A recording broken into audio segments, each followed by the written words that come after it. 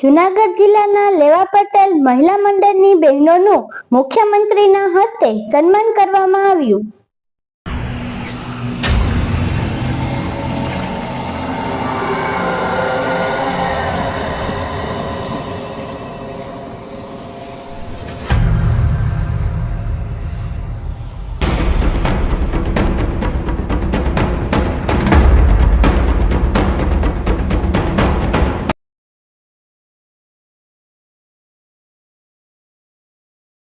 ખાતે યોજાયેલ સન્માન સમારોહમાં મહિલા મંડળની બહેનોને એવોર્ડ એનાયત કરવામાં આવ્યો।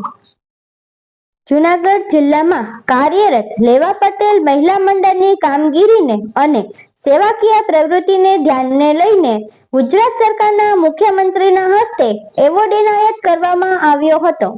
દાતાઓના સહયોગથી ચાલતું આ મંડળ જૂનાગઢમાં 2011 થી કાર્યરત છે।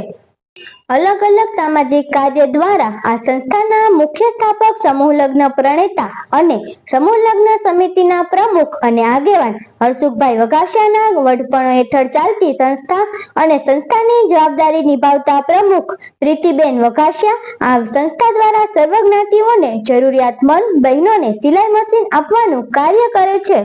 જરૂરિયાતમંદ બહેનોને આજ સુધીમાં 5500 થી વધારે સિલાઈ મશીન વિતરણ કરેલ છે।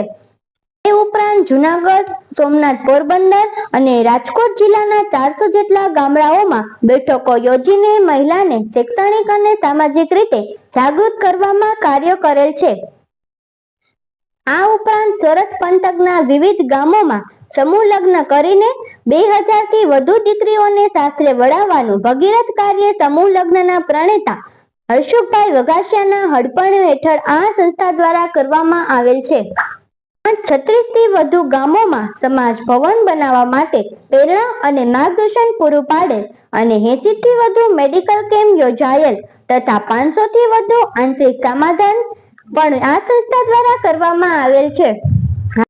આમ વિવિધ સેવાકીય પ્રવૃત્તિઓને ધ્યાને લઈને આ સંસ્થાનું મુખ્યમંત્રીના હસ્તે સન્માન કરવામાં આવ્યું હતું।